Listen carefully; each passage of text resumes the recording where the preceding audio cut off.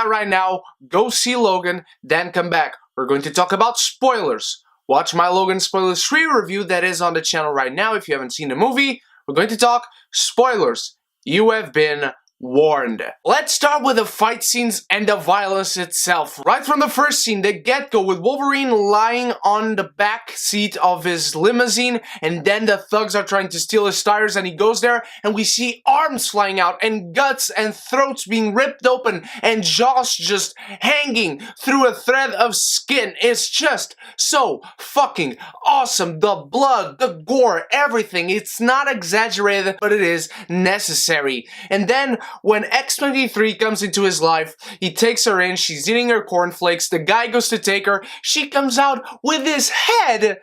I just had a smile on my face, like I couldn't believe. And her origin is so well treated, but we're going to talk about that in a little bit. Let's continue on with the fight scenes. When Wolverine goes into berserker mode, when he is after the soldiers, right in the last scene where they are after the children, and he just jumps on the guys and starts ripping their throats, and then X-23 jumps in and she starts kicking ass as well, and they're both teaming up. It's so fucking awesome. So many things dangling from the other guys' bodies. Everyone is being ripped apart because of adamantium claws. But to me, how this takes effect is because we see the effects that everything else, a single punch, a single gun, a single bullet, has on Wolverine. There is a fantastic scene where Wolverine loses his senses, he blacks out, and then he wakes up at a doctor's office. And you just have his ribs right here dangling on the outside of his body, and you have that black, thickened, crusty blood that has dried on his bones, and not everything is healing alright. You have that through the moment that Wolverine first escapes his facility there in the border of Mexico, and they run away from the Reavers. And that scene at the house of that family that shelter them, where X-24 comes into the picture, and you just kind of are confused for a second, but then these guys are just clawing at each other like you wouldn't believe. Wolverine is being torn apart like you've never seen it before. It's heavy to watch, but it's beautiful for fans of Wolverine because X-24 is a fucking beast. I honestly don't know how they arranged that, because that was clearly Hugh Jackman and not CGI except for the eyes, but they have him with shaved hair and everything and a different type of beard. I love that fight scene right next to the house in the night, and these guys are just throwing shit at each other and blood and claws and iron, and it's just so fucking awesome. And then at their final confrontation, Wolverine is just going at him, and X-24 drops him to the floor, and he just goes like this on his chest, all over him. Here comes X-23, and she starts ripping him apart as well, and he drops X-23 to the floor, and he starts ripping her apart as well as he was doing to Wolverine himself. And let's just talk about X-23 again. She is so fucking awesome when she throws herself at the Reavers, and she's just slicing and dicing and jumping on top of one and under the other. They then grab her and she reveals her foot claws. I jumped in my seat many times in this movie, but that was one of the biggest ones, when she just goes all out and she just races and drops to the floor and then kicks the guy in with her foot claws. It's so fucking awesome and so fucking good. When she first started fighting the Ravagers and Donald Pierce, and she's clawing at everyone, and then Donald Pierce throws her a spear, that was the first moment in this film where my jaw dropped, because you have him impaling a child with a fucking spear, and then the shot lingers on there. We see it fully and gloriously right there. We have many rated R movies where the type of violence that we see in Logan majorly, we can see it on those other rated R movies. But not this, not a child being fucking impaled and the shot lingering on that. We see her getting her ass kicked throughout the whole film, and they do not deviate away from that at all. The fights in this movie are so brutal, so gory, nothing that you'll ever see in any other comic book movie. Not another X-Men movie, not Deadpool, not the Avengers, not Iron Man, not Marvel Cinematic Universe, DC, not anything. And let's talk about Hugh Jackman. I talked about how the guy is good, but man, his relationship with Caliban is incredible. His relationship with Professor X is incredible. As you start to see where these two find themselves, how the relationship is, as they are setting up this world throughout the film, very well done in fact. They reach that hotel after so many conversations of Logan telling Professor X to eat his damn pills. He goes to the car and he finds a pill, and Professor X's attacks come back. We knew that there were no mutants in this movie. We get that awesome scene of Wolverine just clawing at the guys frozen in time. He gets to Professor X, he's giving him his pills. And then you have this little scene that was the second scene that made my jaw drop. And that was when you have this newscaster saying that this seems like an incident that occurred with the mutants a few years ago. In that moment, my heart was shattered, because I pieced it together in that moment. Because they say it without saying it is why I love the subtlety of this film and the script. They say that and my jaw drops because holy fuck, Professor X killed the mutants because he couldn't control his power. Do you realize how fucking traumatic that is? Do you realize how cathartic that is? Professor X, the guy whose whole existence was about saving mutant kind. He killed them with his power, with his mutation. My heart was just broken. What this implies to the character. In that moment, you start to absorb it all and start to piece together why Logan became isolated with him. Why Logan wanted so much for him to not have these attacks. Why Logan didn't want to bring X-23 along. Why Logan secluded himself. Why Logan felt like he had no reason to live. Because he can't bring himself to kill Xavier. He can't hate Xavier. He knows that it wasn't his fault and he loves this guy too fucking much. This is a father to him, just like it was for any of the other mutants. And Logan just has to live this life of taking care of the man that he loves, but the man that he loves killed all the people that he once could have called friends. That is one of the most traumatic and heartbreaking things of this movie, and just like the story, it is so heartfelt, so emotionally gripping. You cannot deny the power of these implications to the characters and to this world, and Logan keeps suffering throughout all of this because they then go and take shelter from this family and they help them out. But as Logan is gathering water with the father of this family, Professor X is sleeping and he turns to Logan and he gets 3 fucking adamantium claws in his chest.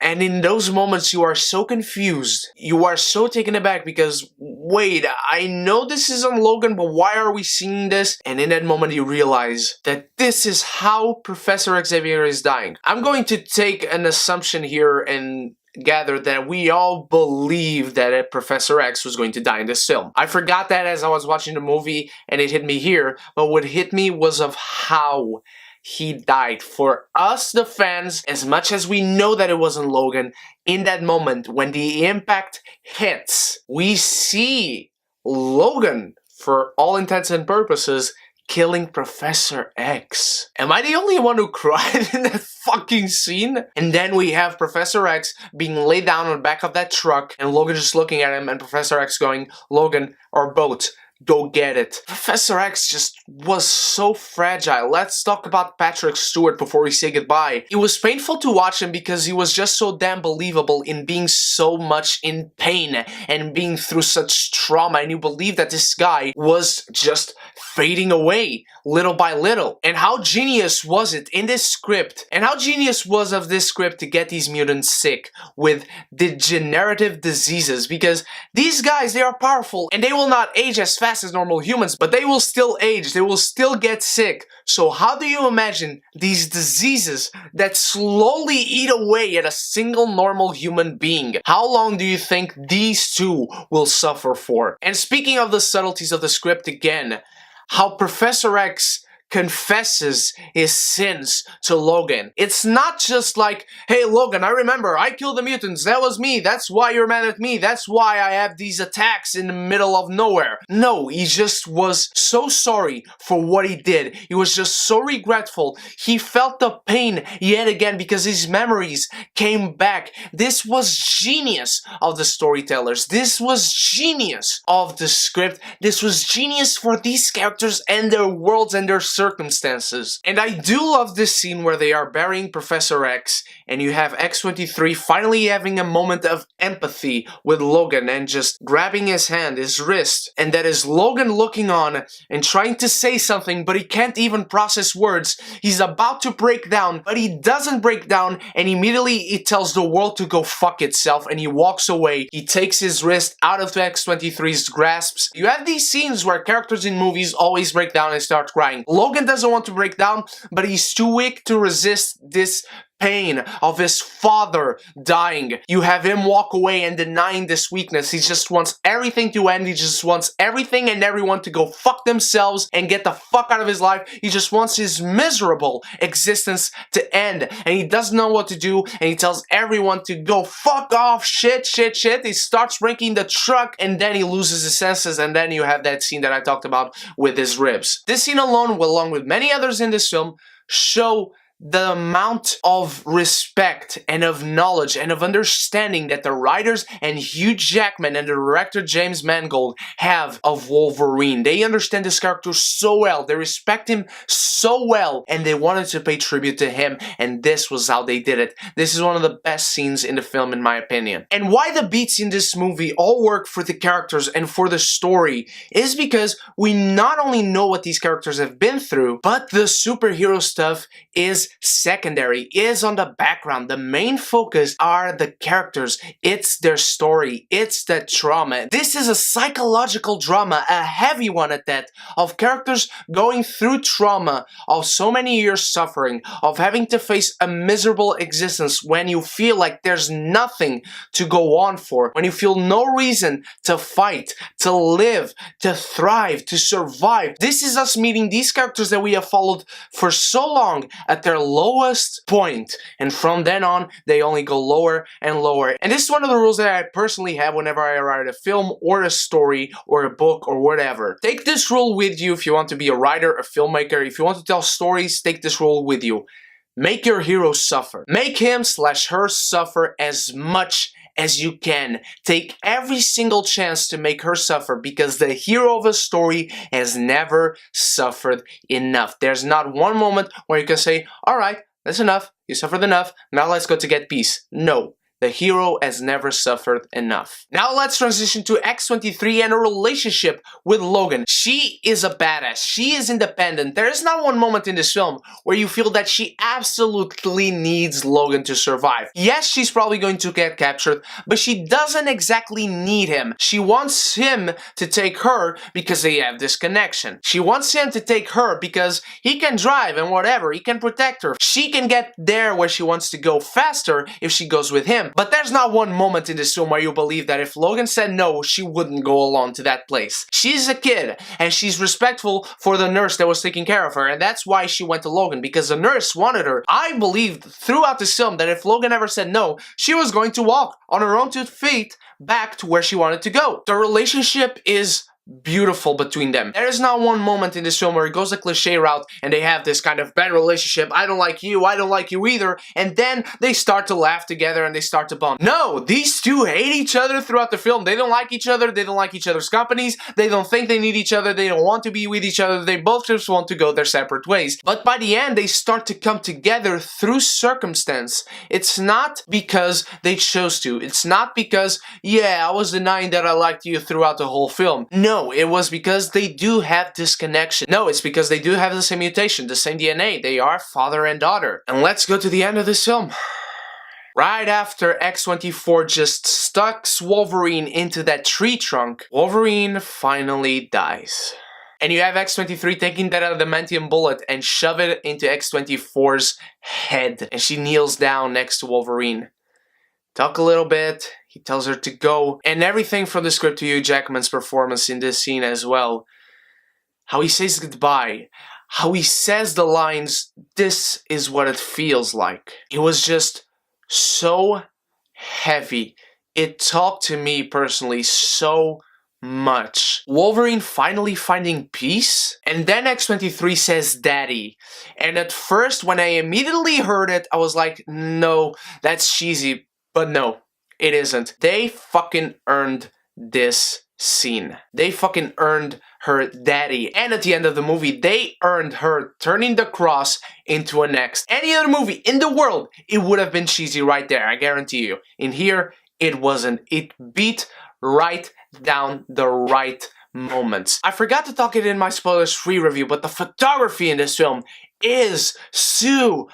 The color correction is incredible. I love the shots in this film. I love the story that the locations themselves tell. From the border of New Mexico to the hotel in Las Vegas or Colorado, I can't remember, to the forests as they are crossing the border, to that little house farm. I just loved every fucking location in this movie so much. And the soundtrack by Marco Beltrami will go down as the best soundtrack of X-Men films. Logan is a movie that is both heartfelt and heartbreaking throughout 2 hours and 15 minutes. I could not stop myself from laughing, from feeling for these characters, from having my jaw dropped, my heart broken throughout the film, and I loved every single moment of it. I never wanted this to end. This age of Hugh Jackman playing Wolverine, I never wanted it to end. But if it has to end, and it has to, this is how you end it. What did you think of Logan, my beautiful geekies? Did you enjoy it? Did you not? Is it your favorite X-Men movie? Let me know all that in the comments below. Let me know your favorite scenes, your favorite character moments. Let me know how many times you cried in this movie. Man tears. Proud man tears. We have a Facebook now for the geeky community, so if you aren't subscribed yet, click the button and the bell so you can be notified whenever I upload a video, and join the group, to which I'll leave a link in the description below. And I'll also leave my email, because I now know that you guys want sometimes to send me something or ask me questions through email or send me fan art like you did before, and I thank you so much for that. So there's the info on the description, my Twitter, my Facebook, the Facebook group, and don't forget to like this video and share with all your movie loving friends, and of course my beautiful geekies. Thank you so much for watching. You guys are the best. I love you all, and let's go watch Logan again, because I need to cry a whole lot more times. So you stay beautiful, you stay geeky, and let's sneak it out so we can be geeky united!